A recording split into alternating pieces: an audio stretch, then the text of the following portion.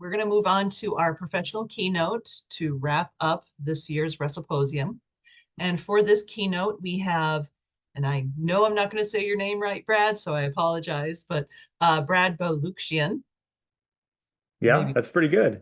it's okay, good. He's going to be talking about the book that he just wrote, The Six Pack on the Road in Search of WrestleMania. And I forgot, I was going to have it with me, Mhm. but I packed it and I There it totally is. forgot. Oh, good, you have a copy of it. Here comes my cat.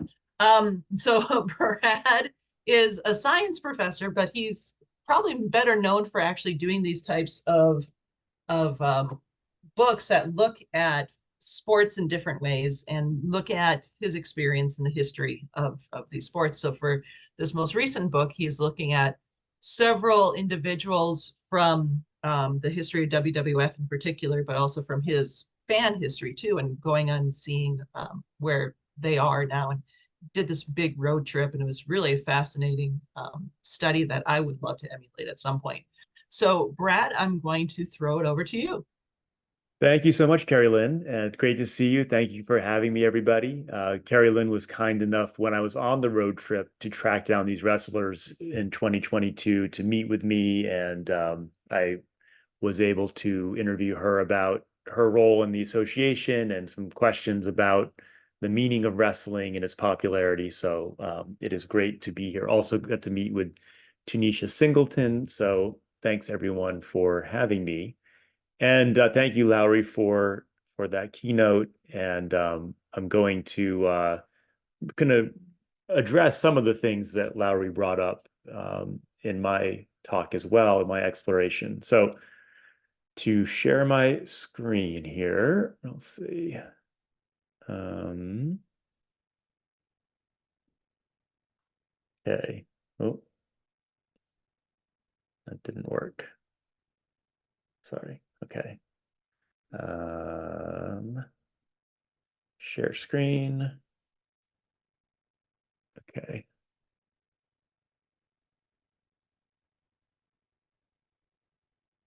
Is that up? Yes, I can see your screen. Okay. Thank you for confirming. Yes, so I'm here today to talk about my book project. This came out about a week ago. It's called The Six Pack on the Open Road in Search of WrestleMania. And uh, okay, there we go. There it is. There's the cover of the book. It's out now wherever books are sold, as they say. But as Carrie Lynn was saying in the intro, I wanted to give a little bit of context for who I am. So I am a professor. I teach biology, environmental science, but also a journalist and a writer, and have been sort of pivoting more towards the writing projects lately. And my writing really right now doesn't have a whole lot to do with my teaching career. But I've gotten into this pattern now, or this theme of kind of mining my childhood interests for narrative nonfiction book projects. And the first book that I wrote was called The Wax Pack on the Open Road in Search of Baseball's Afterlife.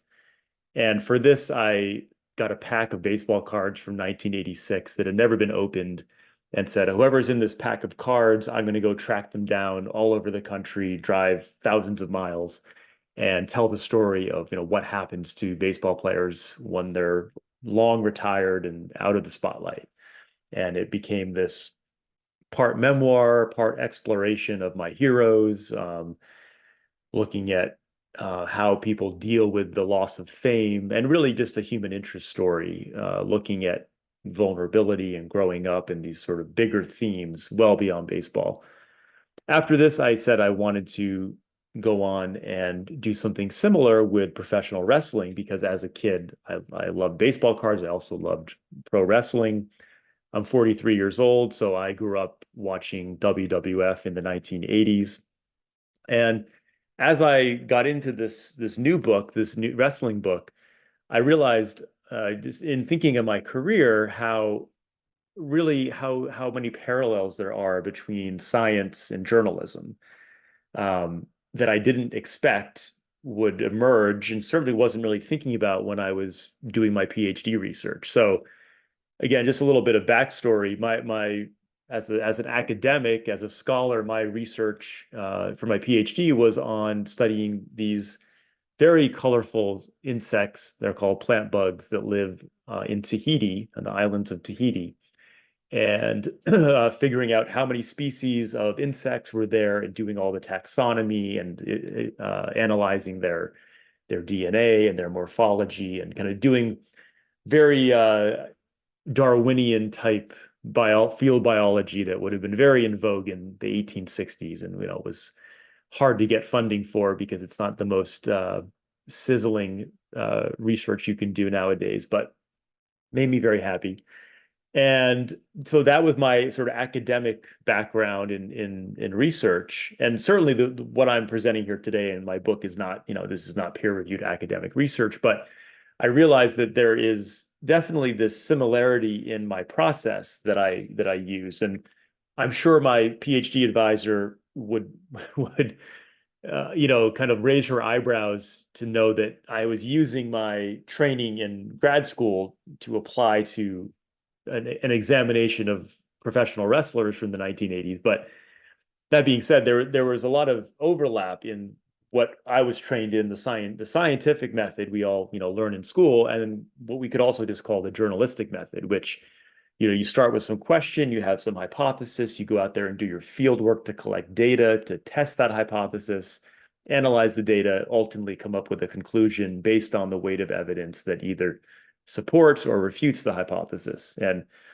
in the case of the insects, the big question was, well, how many species of insects are on these islands? In the case of this book, The Six Pack, my overarching question for this project was, to what extent did the professional wrestlers that I'm looking at become their characters and actually, lose their real identities and become consumed by these fictional characters that they portrayed and that they lived?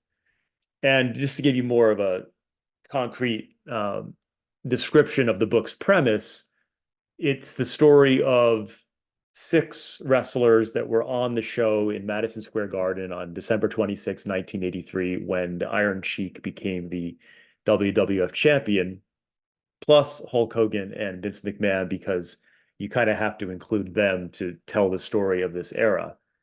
And so the primary focus is finding these 6, or I guess 7 wrestlers plus Vince McMahon now in the present day, and seeing to what extent they became those fictional characters, and also, I guess, as a secondary storyline, how the WWF was able to grow and expand nationally at that time in 1983, 84. I had a particular interest in this, or I guess you could say that the main character in this is this guy, the Iron Sheik, because I was a huge, oops, what did I do here? Go back to full screen. Huge Iron Sheik fan growing up, and he was my favorite wrestler, and actually got to know him personally years later in 2005 when I left my job at a magazine to live next to him in the town of Fayetteville, Georgia, to work on a biography with him. And just to show you a couple of old pictures that have been scanned. So I met the Iron Sheik in the year 2001. I was still in college. This is a picture taken the first day that I met him at a toy collectible convention in Secaucus, New Jersey. And I immediately, I guess, won him over because I knew so much about his career that he invited me back to his hotel room to hang out. And next thing you know, we're drinking Molson Ices. And then, several hours after that, after consuming an ungodly amount of marijuana, he's asking me to drive him to a diner at 4 a.m. because he has the munchies, and then proceeds to pay our bill by signing 8x10s of himself that he brought along with him, and giving them to the other customers there and the wait staff. When I first met the Iron Sheik, I also he was still in a good enough shape where he put me in the camel clutch, which obviously I'm not selling very well based on that big grin on my face, but it was a thrill to get to meet and then I guess submit to the camel clutch, my childhood hero here. Um, so I had met him, I had gotten to know him, we had established a friendship, and then I had left my job at a magazine to go work with him on this biography, and everything went sideways from there. He was so deep into the throes of addiction that the book project was just a non-starter. He threatened to kill me. The first line of this book is the Iron Sheik just threatened to kill me because I had corrected him about something, and he was just so volatile that he flew off the handle, and next thing you know, he's threatening me in his living room. So suffice to say, that book did not get written, and I went on with my life. But it was just a couple of years ago, after my first book, The Wax Pack, that I was talking about, that I decided to revisit the wrestling story, and this time make it a little bit broader by bringing in the Iron Sheik's friends. So, as I was saying earlier, the focal point of the book is these wrestlers that were on the show when he became the champion, and really this question of how much their character took over their lives. And so on the left-hand side here, you see the wrestling characters that I was investigating, and on the right-hand side, their real names, their real life identities. And the journey to do this took place in 2022. I drove 12,525 miles through 33 states. I flew to Puerto Rico to meet with Jose Luis Rivera, who was the most obscure of the wrestlers, having been a jobber in his career. Drank a lot of coffee, really good coffee in Puerto Rico. And again, my overarching goal here was to test this hypothesis about the wrestlers, becoming their characters. Secondarily, looking at how the WWF was able to build and expand in the mid 80s. And not to be forgotten in all of this is just this was an incredible amount of fun to be able to take this trip. I mean, it was an incredible amount of research that I had to conduct to put it all together, and then to get the people to talk to me, and to log all those miles. But it was an amazing trip, all done in a 2012 Ford Fusion, which you can see on the open road here, which was a significant upgrade from the 2002 Honda Accord that I drove into the ground with the first book, the Wax Pack trip. So I want to present, I can't go into all the wrestlers, but I wanted to pick 3 sort of case studies to look at and to compare that I examined in this book. And the first one is looking at Bill Eadie. So Bill Eadie is his real name, better known as the Masked Superstar, later known as one half of Demolition, as Demolition Axe. And Bill is a very fascinating case study. So I went to, as I tried to do in this book for most of the wrestlers, I went to his hometown where he grew up, and I wanted to try to find the people that he knew before he was a wrestler, when he was just Bill Eadie, a kid from Brownsville, Pennsylvania. And on the left there, I was able to go into the library archives and find his high school yearbook photo. And as you can see, it's a big change from the presentation of Demolition Axe there to the right.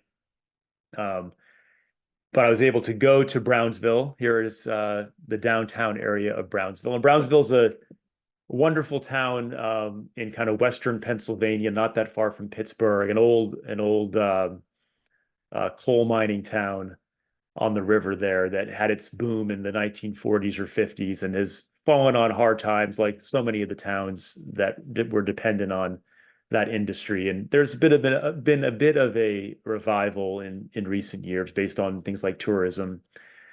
And I went to Brownsville and I was able to find some people that knew Bill in childhood and also just able to see the place where he came from and kind of get a sense for the environment that he grew up in.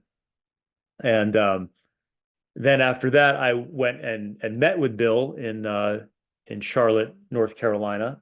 This is me and Bill just in 2022 at his daughter's house where we met, and I was able to interview him. And what I want to say about Bill Eadie is he was, I would say, of all the wrestlers that I wrote about, maybe the one that got out with the least damage or was the least scarred the by playing that character. I don't think that Bill quite became the Mass Superstar or Demolition Axe, and I think a lot of that is because his entire wrestling career, his face was obscured. You know, he was wearing face paint or an actual mask. And so unlike the other guys that I wrote about, he was never really recognized by the public. He could go into the grocery store in the mid late 80s and no one had any idea who he was. Whereas if you were Hulk Hogan and you went into the grocery store, no one was going to go up to you and say, "Well, hello, Terry, nice to see you." They were going to, freak out and say, "Oh my God, it's Hulk Hogan. Can I get your autograph?" And I think that anonymity helped keep Bill more grounded than some of the other guys that really did become their character. And he's also a very thoughtful, very intelligent guy who had a career and a college education before wrestling. So, and again, in the book, I go into the backstory of all these guys. And for Bill, he was a psychology teacher. And part of why he was so effective in cutting promos as the Mass Superstar was because he actually taught psychology before he was a wrestler. And he wasn't even that big of a wrestling fan. He kind of fell into it by accident when he went to the matches and in around Pittsburgh, and the promoter asked him and his friend if they, because he saw his size and asked him if he was interested in doing it. But Bill never really bought into his character in his real life in the way that some of the other guys did, and always maintained a very independent spirit. And that later came up because he's one of the few people to go after Vince McMahon legally and prevail. So a lot of my chapter on Bill Eadie talks about the 1991 lawsuit where he sued Vince McMahon basically for being underpaid and misclassified as a independent contractor for all those years. And unlike most people who didn't have the means or the will to outlast Vince, Bill continued to fight this court case for 10 years until finally settling for an amount that he was happy with. And I think that's why Bill Eadie is not in the WWE Hall of Fame, or Demolition's not in the Hall of Fame, because Bill refused to be defeated by Vince and fought back against him.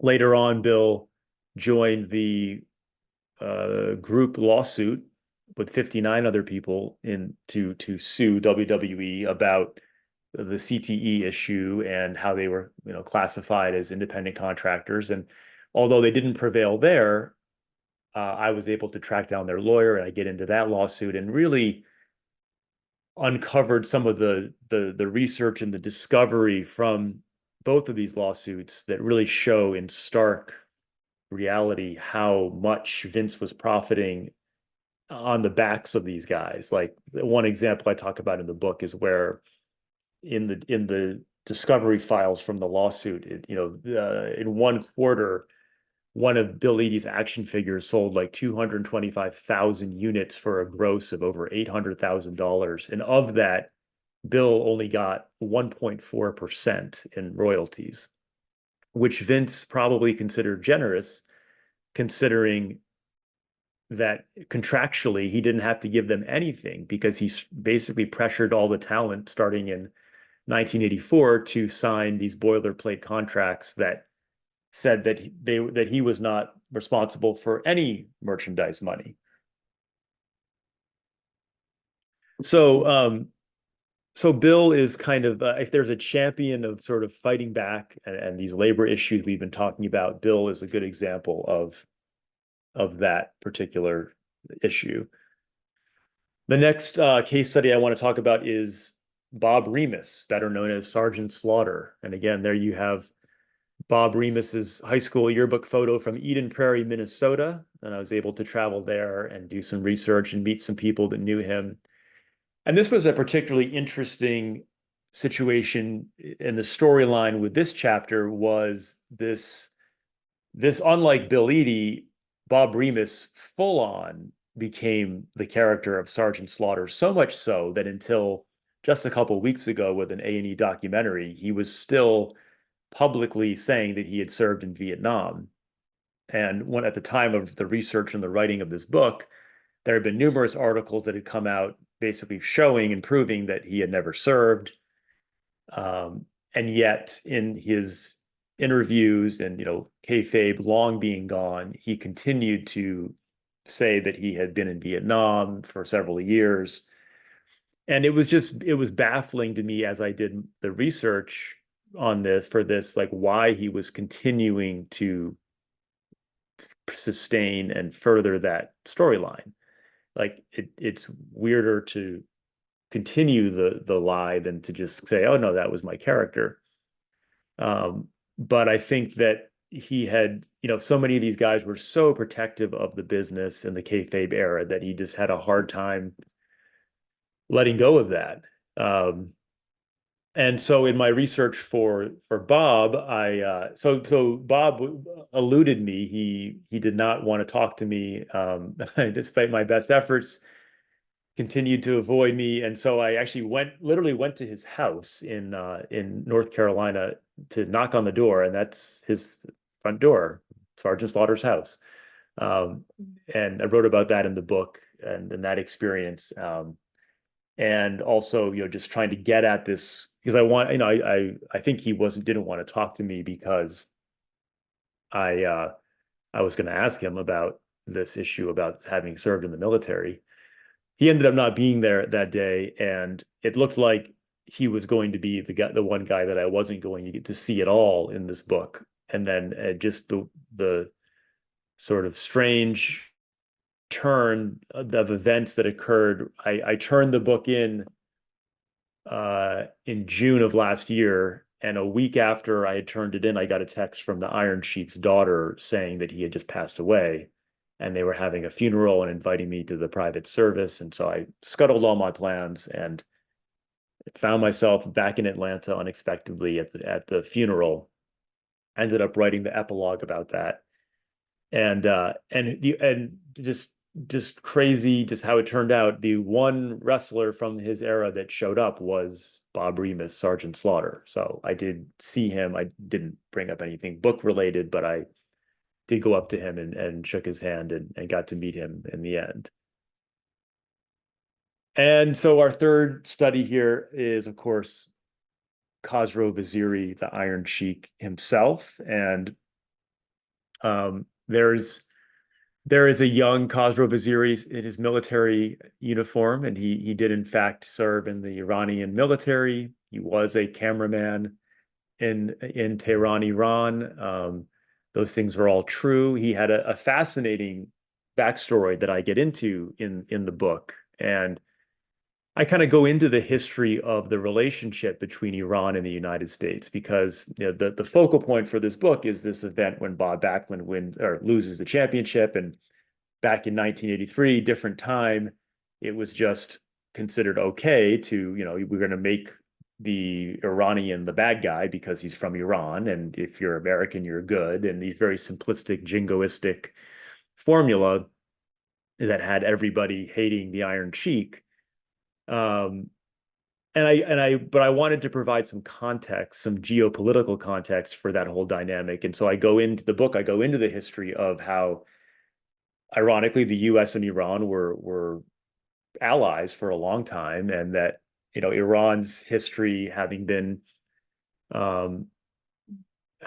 somewhat taken advantage of by the United Kingdom, by Britain, by Russia, having been disappointed in the United States for not supporting them as Britain started to extract their oil and so forth. Then, of course, the United States, we now know, secretly orchestrating a coup of the Shah of Iran in of not the Shah, but of orchestrating the coup of Mohammad Mossadegh, the democratically elected leader, prime minister of Iran in 1953, and helping to install the Shah after that. Helped explain why the Iranian Revolution happened in 1979 that led to the hostage crisis and swept the Shah out of power and installed Khomeini. And so there's all these, real life here, fascinating geopolitical context for this relationship that's playing out in a wrestling ring in such a simplistic way. But I wanted fans to understand that, it's not as simple as the US are the baby faces and Iran are the heels. Iranians are the heels. The Iron Sheik, Khosrow Vaziri, had been a star amateur Greco-Roman wrestler in the mid-60s for Iran and had competed in European wrestling championships, and only left Iran when his good friend Gholam Reza Takhti, who was a Olympic medalist and a folk hero, kind of like the Michael Jordan, you might say, of Iran in terms of his bit larger than life athlete folk hero status. When he mysteriously died in 1968,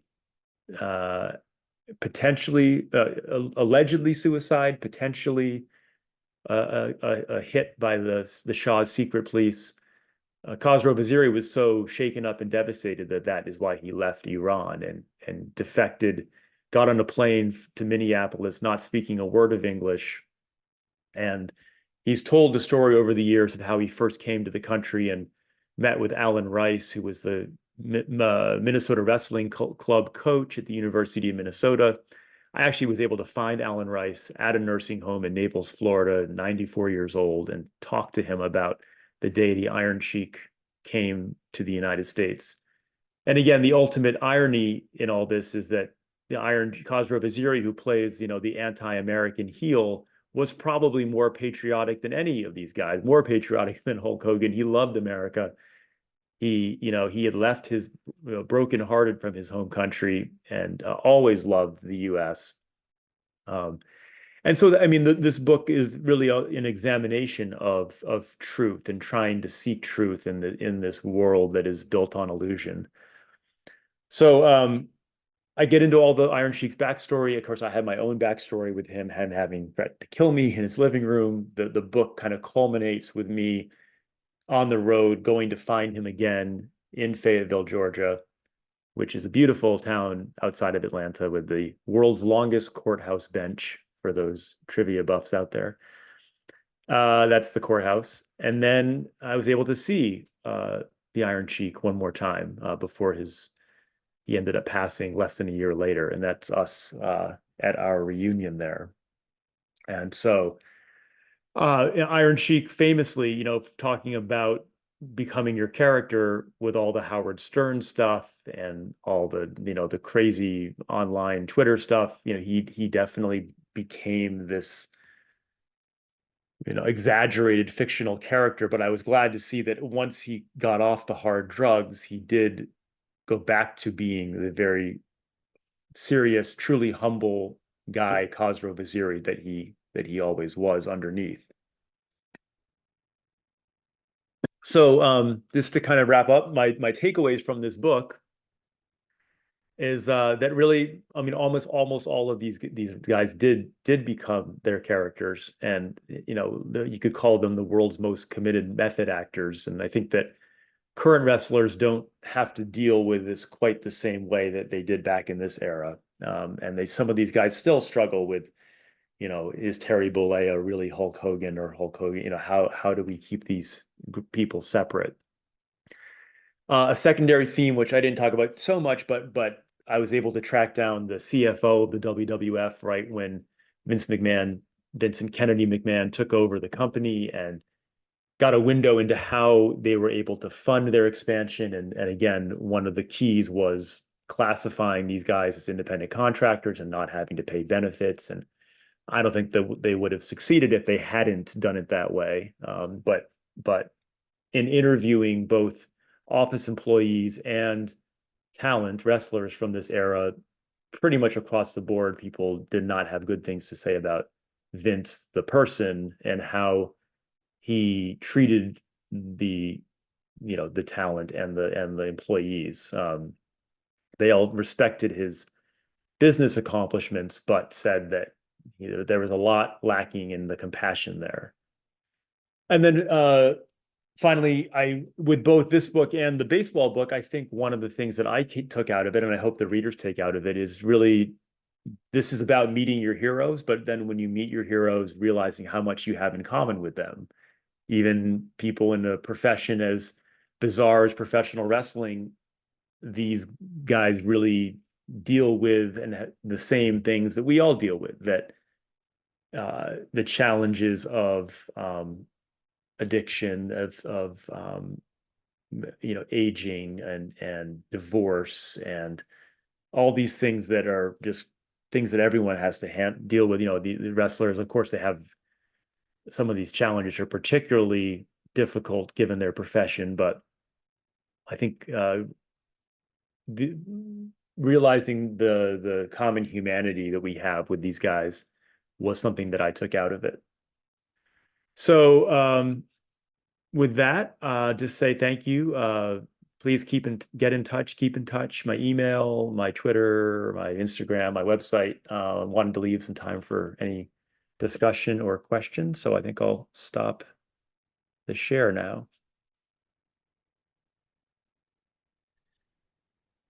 Thank you. That was really fascinating. And it makes me think about not just the common humanity, but the commonality of celebrity and being in the public eye, and how performance can become authentic if it's done long enough, perhaps.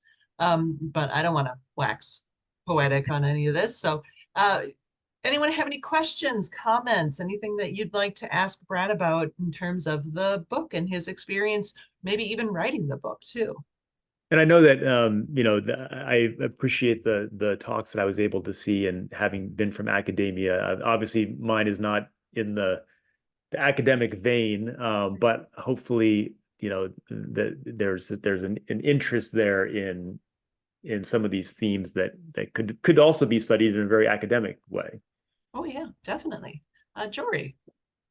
Thanks. Yeah. Could you speak more about one of the last things you said, which was you don't think that this uh enmeshing of persona and person would be such an issue for wrestlers today. Can you break that down a little further?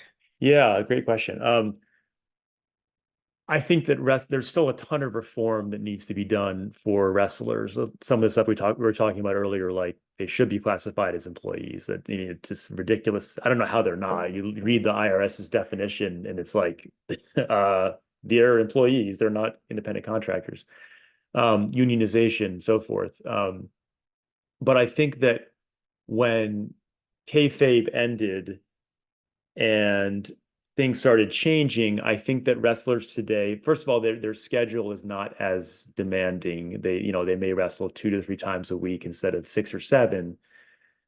They are doing higher risk work, like this. It's like stunt work now, where they're doing much more athletic moves. They're getting hurt more in that sense, but I don't think that they are taking the pounding day to day that some of these guys in the 70s and 80s took. The rings are like the rings back then, hitting the mat, that the chair shots to the head. There were certain things that are different about the in-ring performance that are maybe they're better off with.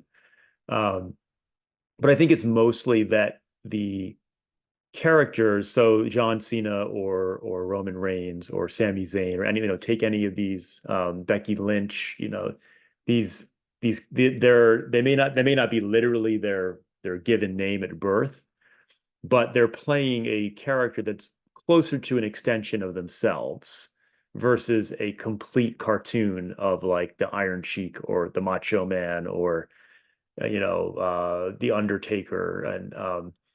And so I think that the fact that you are able to go on the internet or at a press conference and people don't expect you to be in character 100% all the time, takes some pressure off of you to inhabit that character all the time. Whereas these guys in the 80s, there was such pressure to always keep up the kayfabe and the gimmick that they never, I mean, how would you even remember who you really, you get really confused because the whole world is treating you as this fictional character. I mean, maybe not your wife or your husband or your kids, but pretty much everyone else is. I mean, literally, I mean, I got some of Hulk Hogan's like hotel airplane tickets and hotel itineraries, and they're all. I was like blown away that they actually said Hulk Hogan in the name on the ticket, like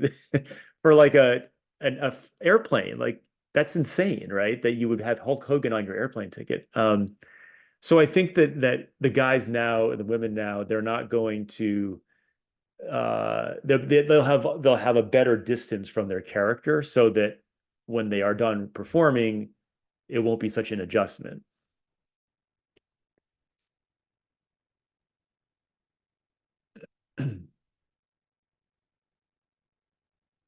Carrie Lynn, you got your copy, right?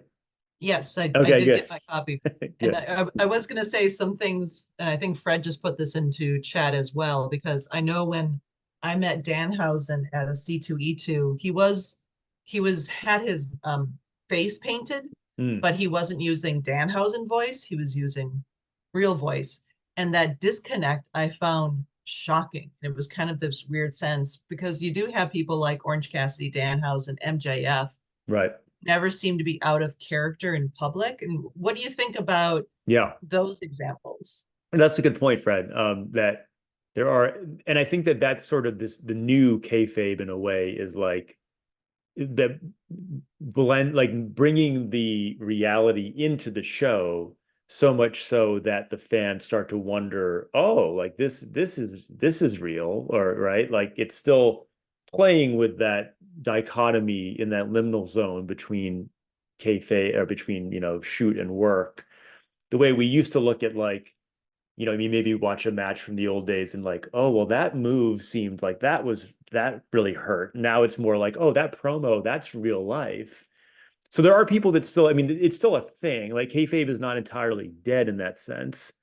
But I think that the fact that the promoters themselves and all the fans, everybody openly says that it's entertainment. Like even if you are suspending disbelief and you are into a storyline and you are thinking that will, I mean, there's no one I think that's like unlike the 80s where there were still people that, I mean, well, the promoters were insisting that it was a shoot. You don't have Tony Khan and Ari Emanuel saying this is a shoot. Just that does create a different situation and environment, I think, than what existed back then.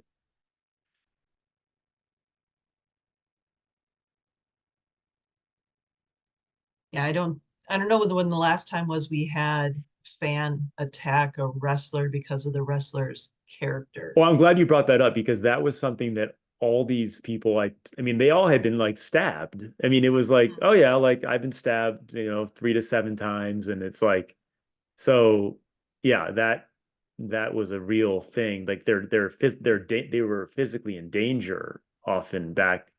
Iron Sheik talked about having his tires slashed, having sugar put in his gas tank, having death threats called into the building. Mm-hmm. That sort of stuff isn't happening like to that extent. So yeah. Mm. Any other questions or thoughts before I hijack and go off on what I want to talk about?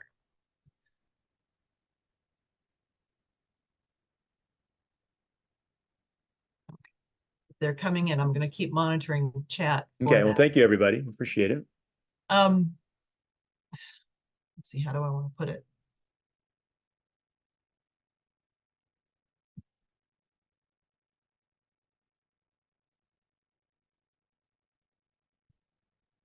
Do you think there's something about the wrestler's ego or their need to be recognized that could be contributing to why they may or may not, excuse me, have become so much their character, like that desire to not be forgotten.